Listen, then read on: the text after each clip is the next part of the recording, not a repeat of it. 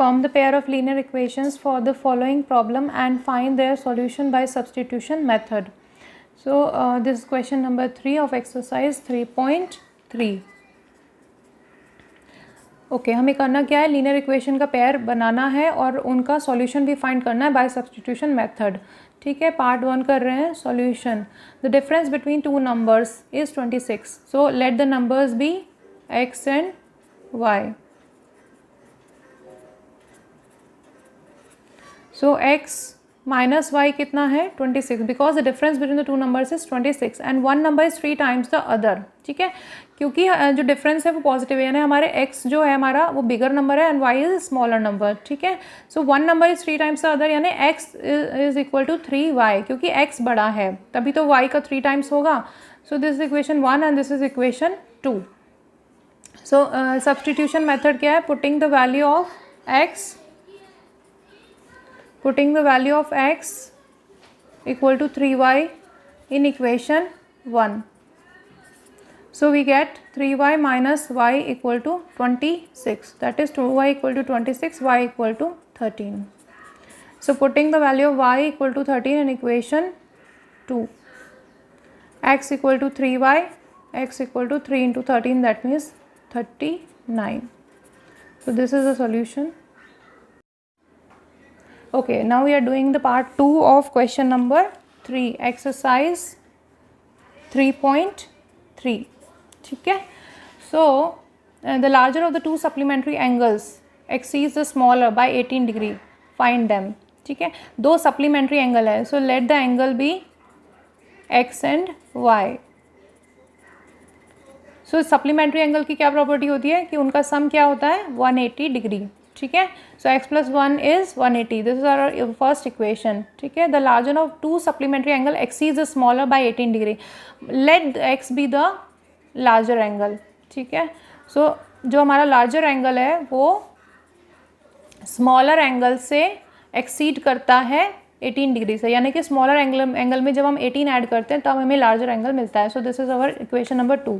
So we have to find the value of x and y by substitution method. So substituting the value of x in equation 1. ठीक है, so equation 1 क्या है, x plus y equal to 180, that means y plus 18 plus y equal to 180. 2y plus 18 equal to 180, that means 2y equal to, so 180 minus 18 कितना होगा, this is 162. So y will be 162 divided by 2, that means 81.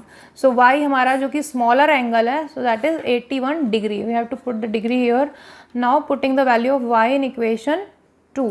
So x equal to y, that means 81 plus 18, that means 99 degree. ठीक है, so x is 99 and y is 81. So in these questions we can check also, we can also check the solution. That means we can also check cross check the answer by putting the value of x and y in the given equations. So x plus y should be 180. So 99 plus 81 is 180. So our equation is getting satisfied. And the other equation is x equal to y plus 18. So 99 is equals to 81 plus 18 हमारा आ रहा है कि नहीं, we have to check that. So it is coming as 99. That means our solution is correct. Okay, now we are doing the part 3 of question number 3, exercise 3.3. So the question is, the coach of a cricket team buys 7 bats and 6 balls for rupees 3800. Later she buys 3 bats and 5 balls for rupees 1750. That means 1750. Find the cost of each bat and each ball. Okay, so solution is, let us assume the cost of one bat is x rupees. Okay, and the cost of one ball is y rupees. So एक bat का cost है x rupees, तो 7 bat का हो जाएगा 7x, and 1 ball का cost है y rupees, तो 6 बॉल्स का हो जाएगा 6y. 7 bat and 6 ball together cost rupees 3800. तो ये हो गई हमारी first equation. And the second equation is 3x plus 5y equal to 1750. Okay, so we have to find the solution of these two equations by substitution method. So from equation 2, x equal to, or we can separate y also. So y equal to 1750 minus 3x whole upon 5. 1750 minus 3x whole upon y. Now putting y in equation 1. So our equation becomes 7x plus 6 into 1750 minus 3x whole upon 5 equal to 3800. 7x plus 6 into 1750 upon 5 minus 18x upon 5 equal to 3800. So x together, 7 5s are 35. So 35 minus 18x upon 5 LCM and 3800 minus, this will go this side. Okay, so 6 into 1750 whole upon 5. So we will calculate this. This will be 3800 into 5 minus 6 into 1750 whole upon 5. 35 minus 18 is how much? 17. Okay, and 5 से 5 cancel out हो जाएगा. So x would be 3800 into 5 minus 6 into 1750 whole upon 17. This we have to solve and we will find the value of x. Okay, so x equal to 19,000 minus 10,500 upon 17. So this comes out to be 8,500 upon 17. That means 500. So putting the value of x in equation 1. So equation 1 is 7x plus 6y equal to 3800. Okay, so 7 into 500 plus 6y equal to 3800. 3500 plus 6y equal to 3800. So 6y equal to 3800 minus 3500. So y equal to 300 upon 6, that means 50. Okay, so our value of x was 500 and y is 50. Okay, this is the part number 4 of question number 3 of exercise 3.3. Okay, this is question number 3. This is exercise 3.3. Okay, the question is the taxi charges in a city consist of fixed charges together with a charge for the distance covered. यानी एक city में कोई जो taxi के charge हैं वो कैसे लगते हैं? एक तो फिक्स चार्ज लगाता है टैक्सी वाला, साथ में उसके साथ पर किलोमीटर का चार्ज लगाता है. तो वो बोल रहा है for a distance of 10 kilometre, जब कोई 10 किलोमीटर दूर जाता है तो उसका जो चार्ज, टोटल चार्ज जो पे होता है वो 105 रुपीज़ है. And for journey of 15 kilometre, अगर कोई 15 किलोमीटर जाता है तो उसका टोटल चार्ज 155 बैठता है. What are the fix charges and the charges per kilometre? हमें फिक्स चार्ज और चार्ज पर किलोमीटर निकालना है. How much does a person have to pay for travelling a distance of 25 kilometre? अगर कोई person 25 kilometre तक distance cover करेगा तो उसको कितना चार्ज पे करना होगा? Okay, coming to the solution. The question is very easy. देखने में बहुत बड़ा लग रहा है but nothing is there. Let the fix charge be x. Okay, and this is the fixed charge and the charge per kilometer be y. Okay, then x plus 10y, because 1 kilometre का charge कितना है y, तो 10 kilometre का कितना होगा 10y, और उसमें fix charges भी जुड़ेंगे. ठीक है, तो 10 किलोमीटर पे टोटल उसको कितना पे करना पड़ता है? 105. ठीक है, 10y इक्वल टू 105 नहीं हुआ क्योंकि 1 किलोमीटर पे y रुपीज़ लगते हैं, तो 10 किलोमीटर पे 10y लगेगा, लेकिन साथ में फिक्स चार्ज भी ऐड होंगे, इसलिए 105 हो गया. So this is our equation number 1. Similarly x plus 15y क्या होगा? सिमिलरली लिख सकते हैं x प्लस 15y क्या होगा? 155. This is our equation 2. क्यों? फिक्स चार्ज प्लस 15 किलोमीटर का चार्ज, तो 1 किलोमीटर का चार्ज है y रुपीज़, तो 15 किलोमीटर का होगा 15y. ठीक है, यहाँ y रुपीज़ लिख देते हैं. ठीक है, और यहाँ x रुपीज़ लिख देते हैं. बस सब्सटीट्यूशन मेथड लगा देंगे. तो फ्रॉम इक्वेशन 2 y क्या हो जाएगा 155 minus x upon 15. Okay, put in this equation 3. So putting the value of y in equation आप 1 में रख दो. So x plus 10 into 155 minus x upon 15 equal to 105. इसको सॉल्व कर लेंगे, x की वैल्यू आ जाएगी. कैसे आएगी? x plus 1550 upon 15 minus 10x upon 15 equal to 105. Okay, so x और x को साथ में रख लेंगे और इसको साथ में रख लेंगे. ठीक है, ओके. तो क्या हो जाएगा? x minus 10x upon 15 equal to ये और ये साथ में हो गए. ठीक है, और इक्वल टू 105 माइनस क्यों? क्योंकि ये प्लस में है, दिस इज इन प्लस, तो उधर जाके माइनस हो जाएगा. Minus 1550 upon 15. ठीक है, so this is 15 minus 10 means 5x. This is 5x upon 15 equal to 105 into 15 minus 1550 upon 15. Okay,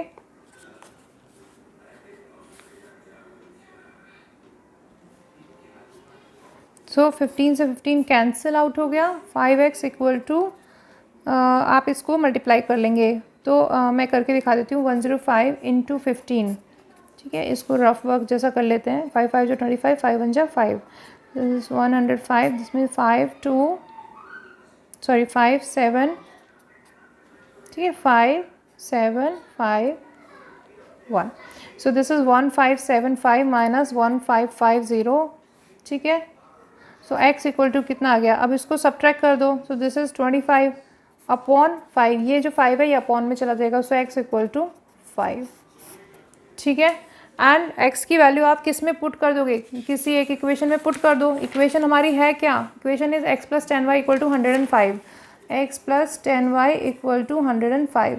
so putting the value of x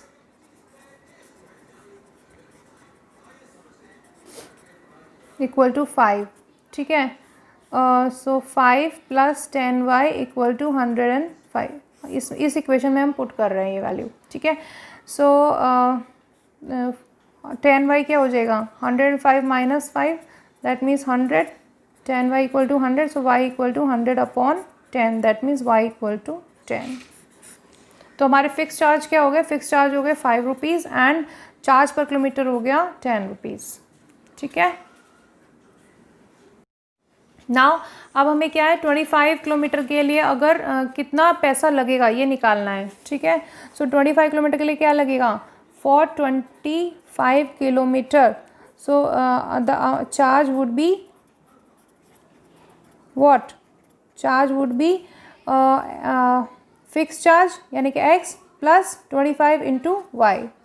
ठीक है, fix charge plus charge for 25 kilometre. That means x की value थी क्या? x की value हमारी क्या आई है? आपको पता है x की वैल्यू 5 आई है एंड y की वैल्यू 10 आई है. इसकी वैल्यू 5 आई है, y की वैल्यू 10 आई है. So that means 5 plus 250. That means 255 rupees is the answer. This is the rupees, this is the charge for if a person travels for 25 kilometers. This is the total charge he or she has to pay. Okay, now we will discuss the part number 4 of question number 3, exercise 3.3. A fraction becomes 9 by 11 if 2 is added to both the numerator and the denominator. If ठीक है, जब हम numerator और denominator में 2 add करते हैं तो fraction 9 by 11 हो जाता है. एंड जब न्यूमरेटर और डिनोमिनेटर में 3 ऐड करते हैं तो फ्रैक्शन 5 by 6 हो जाता है. Find the fraction. ठीक है, सॉल्यूशन क्या है? Let the numerator be x. मैं न्यूमरेटर को nr लिख रही हूँ. Let the numerator be x and denominator be y. Then x upon y, ऊपर नीचे हम 2 को ऐड कर रहे हैं तो the fraction becomes 9 by 11. So will cross multiply 11x plus 22 equal to 9y plus 18.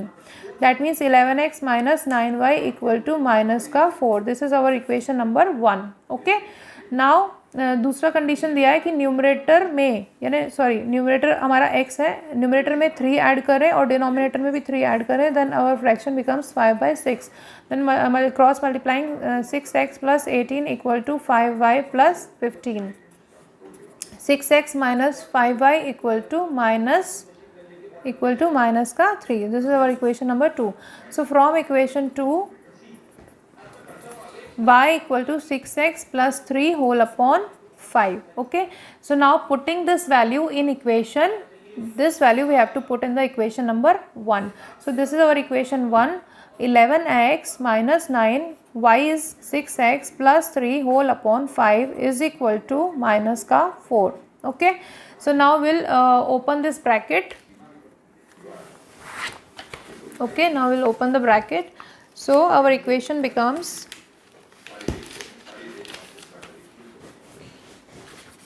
11x, okay, 11x minus 54x minus 27 whole upon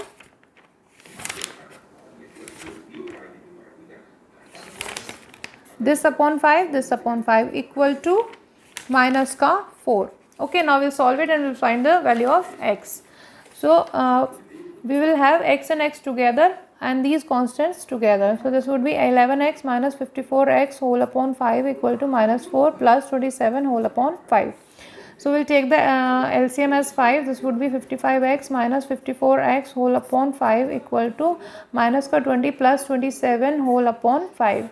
So 5 से 5 cancel out हो गया. This would be x equal to 7. So this is our numerator. Now we'll put the value of x in equation 1. Equation 1 is 11x minus 9y equal to -4. So now x equal to 7 minus 9y equal to -4. That means 77 minus 9y equal to -4. So minus का 9y equal to -4 minus 77. This would be minus 9y equal to, this would be minus का 81. That means minus में से minus cancel हो गया. Y is 9. Y is 9. So x हमारा 7 आ गया, y हमारा 9 आ गया. तो हमारा फ्रैक्शन क्या हो गया? फ्रैक्शन था हमारा x upon y. That means 7/9. So this is the answer. Now we'll solve the question part number 6 of question number 3, exercise 3.3. 5 years hence the age of Jacob will be 3 times that of his son. 5 साल बाद Jacob की as उसके सन की as से 3 times हो जाएगी. और 5 years ago यानी 5 साल पहले जैकोब की एज वॉज 7 टाइम्स. 5 साल पहले जैकोब की 7 टाइम्स थी उसके बेटे से. तो what are the present ages? उनके प्रेजेंट यानी अभी एज कितनी है? Solution, let the present age of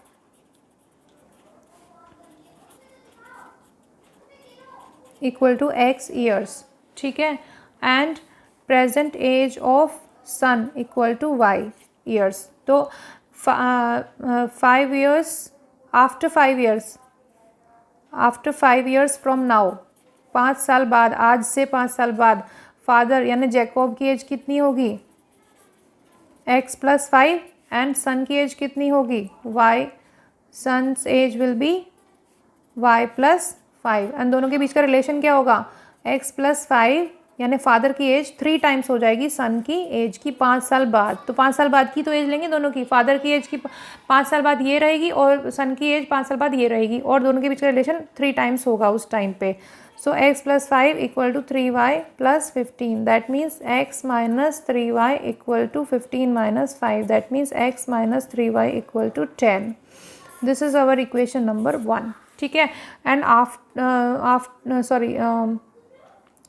before 5 years यानी 5 साल पहले, आज से बिफोर ईयर्स 5 साल पहले जैकोब की एज कितनी रही होगी? x - 5 एंड सन एज लिख रही हूँ, सन्स एज कितनी रही होगी?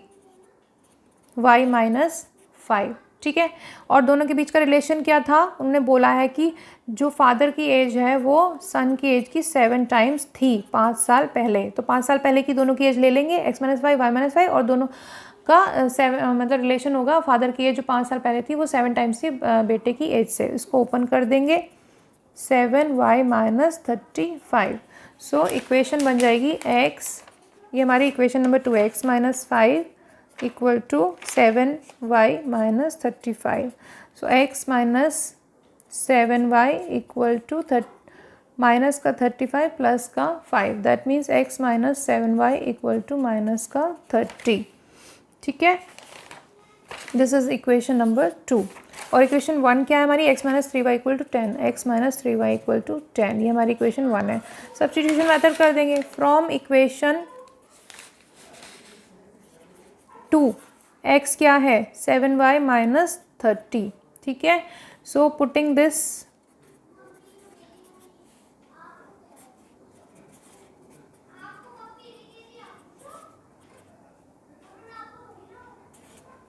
इन 1, 7y 2 से हमने वैल्यू निकाली है, x को सेपरेट किया है, 7y माइनस 30 हो गया और इसको हम 1 में रखेंगे. 7y minus 30 minus 3y equal to 10. This is 4y equal to 30 plus 10, that means 4y equal to 40, that means y equal to 10 years. यानी ये बेटे की एज है, present age, son's age, son's present age equal to. ठीक है, now y की value put करेंगे हम, किसी भी एक इक्वेशन में पुट कर दो आप. x minus 3y equal to 10 में पुट कर रही हूँ मैं. x minus 3 into 10 equal to 10, that means x equal to x minus 30 equal to 10, that means x equal to 30 plus 10, that means x equal to 40 years. ये क्या है, this is Jacob's age. x क्या थी, Jacobs present as. Okay